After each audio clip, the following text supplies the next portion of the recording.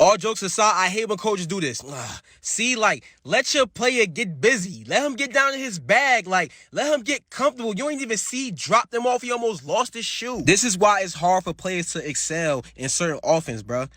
Coaches do not let them feel comfortable enough to play their game. Look at this coach. Like, you feel me? It's the confidence in the coaches too. It's not just the players, man. We got to stop doing that. I hate when coaches do this, man. Let your player get busy. Not saying come up and shoot every shot, but let him play his game. He dropped cross, come here, skip through. Almost lost his shoe. Like, I hate when coaches try to change a player. Don't change him. Let him get right. Skip through. Lay something crazy. I hate when coaches recruit players and try to change their game. Fit the system to fit the player. That's it. Like, don't do too much. Put them in the best opportunities to succeed. That's it. That's what coaches do, man. For real.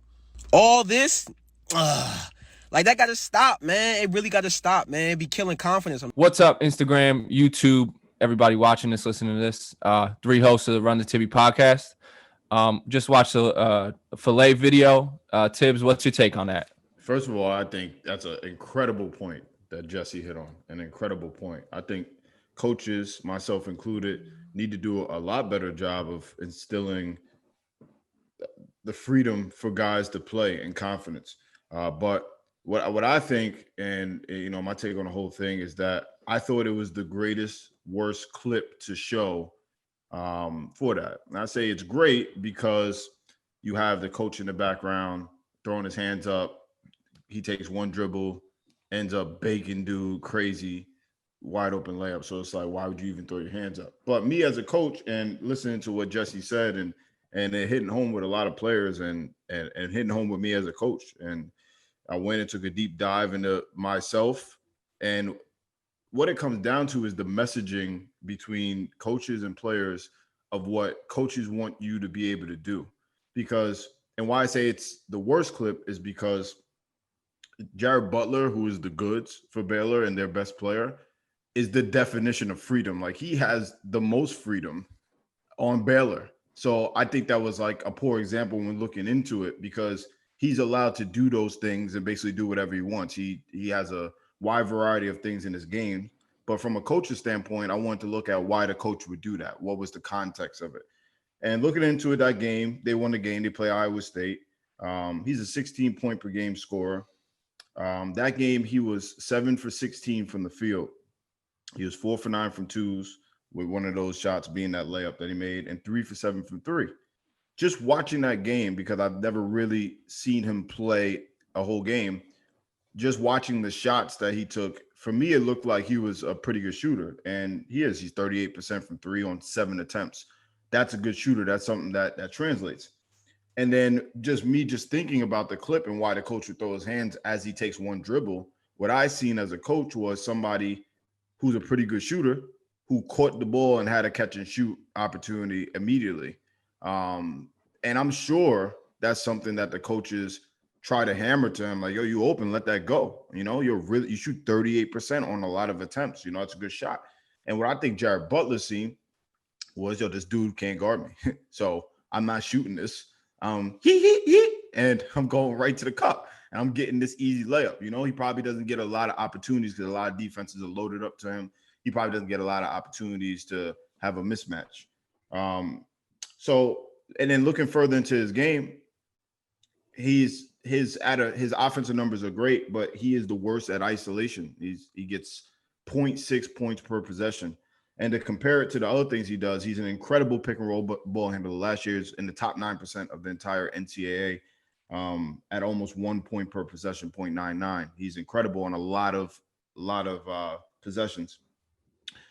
Spot up, he's 1 point per possession, and he shoots 55 effective field goal percentage, which accounts for the 3-pointers that he hits.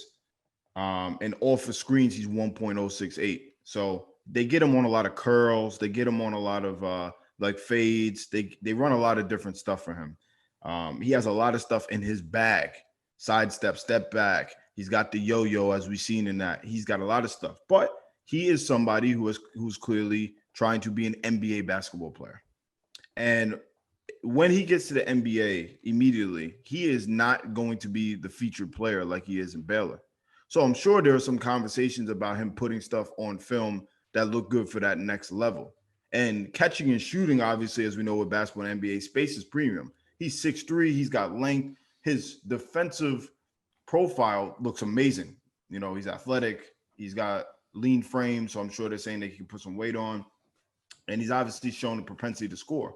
But he shoots 42% from the field as the primary guy on the team.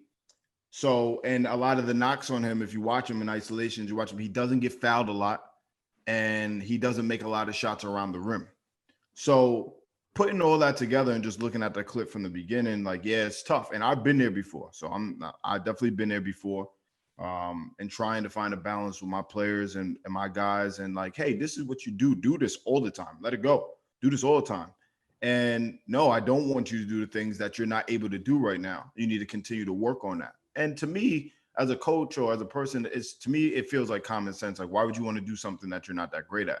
Like, even if you can do it sometimes, because the name of the game is efficiency. How efficient can you be with your reps and what you're getting? So I thought it was a great thing. You know, it's obviously going viral like a lot of things Jesse does. And it's a great point. You know, coaches need to give guys freedom, but also how many guys are choosing schools based on the system?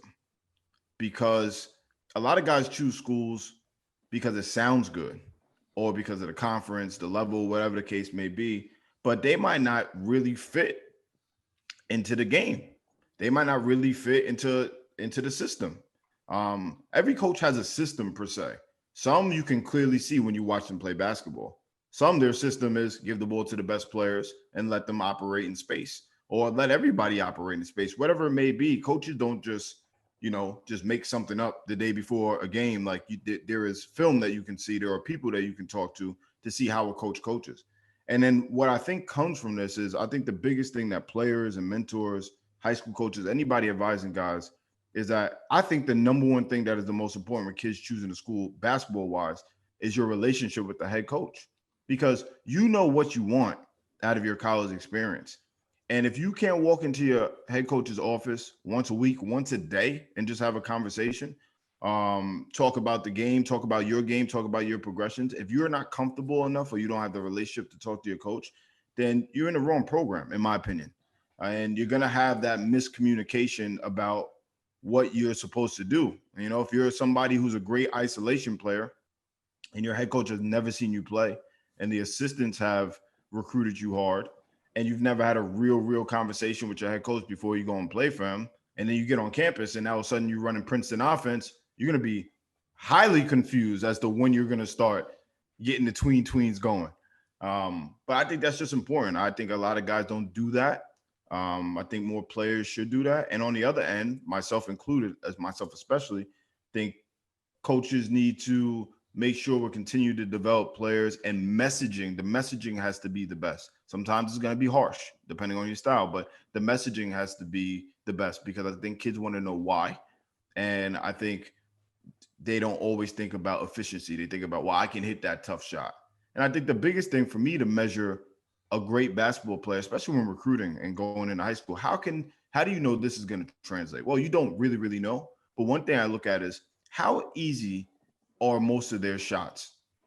How easy is it? Because if you're playing against most of the kids who are not on your level, it should be like a man amongst boys when it comes to getting a bucket. You know, like, sure, if you're hitting a bunch of tough shots against kids that are not going to play your level on the next level, then that's kind of alarming, because you're going to play against bigger and stronger and longer guys. Like, yeah, you can make tough shots, but it's going to be a lot more difficult at the next level. But if you're separating from guys easily, if you're getting to the paint easily, if you have such a large window when you're shooting, then, you know, that's a great sign. You're dominating your competition. So, you know, I think those are some things that I take from the video, but I thought Jesse did a phenomenal job in putting that out there. I think that, bringing it back to the clip, I think that it's important to, when we draw conclusions from these small snippets, like literally one half of or the end of a possession from a basketball game, I think it's important that we draw these conclusions with a grain of salt. That, you know, what if he was reacting because, what if the coach was reacting that way because there was an action that he wanted the offense to get to that they never got to. It's not necessarily, I think it's just important to know when we see these clips that there's information that we don't know. And we shouldn't draw conclusions from literally any clip that we see online because we don't have all of the information. I think it's just important when you see clips on the internet and we take a deep dive into these clips that there are things that we don't know. Harry, do you have a take on this? My take, I have a response to something Tib said. I just think it's interesting to where you look at the audience that Jesse has, and I'm sure it's literally everybody. Like it's from everyone from NBA players to high school kids to elementary, because it's awesome. And you touched on analytics, and granted, when you're playing at a high level college pro, you have those analytics. And then if you're a high school kid or anything younger, you don't have that. So there's probably a much larger disconnect between what you think you can do, what you work on, and then like what you actually do. You know what I mean? I'm sure even Jared Butler, to what you said, he gets the ball and it's like, yo, I'm about to get a bucket. But at the end of the day, you can think that, but the numbers behind what you're actually efficient at doing just they don't match up. So I think that's an interesting dynamic, which probably would play into, you know, the narrative that a lot of people put out there that, oh, analytics are bullshit. You know what I mean? Because they don't tell the whole picture. Like, and that's a whole nother conversation. But just the last thing I wanted to say is, yeah, Jared Butler's the best player, and that clip didn't work out the way that the coach reacted to. But I'm sure you could even find tons of clips of me on the bench last year where like a shot goes up or like a possession happens and you're just like, yo, what is going on? And the result is bad. You know what I mean? And yeah, when the message is played behind a clip of a really good player being really successful and hitting the shit out of somebody with everything in the book, that clip, that audio wouldn't sound the same, or it wouldn't look the same if it was behind a clip of, I don't know, a high school coach reacting to his team just doing ridiculous stuff and it not work. You know what I mean? So like you gotta. Yeah.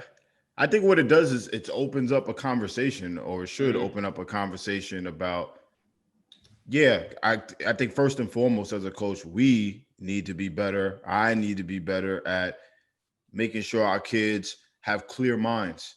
And what I would say is that, and I've been there before, definitely throwing my hands up or definitely making a face. And even though it may be correct in why I'm doing that, guys in the moment just don't take it in the best of ways.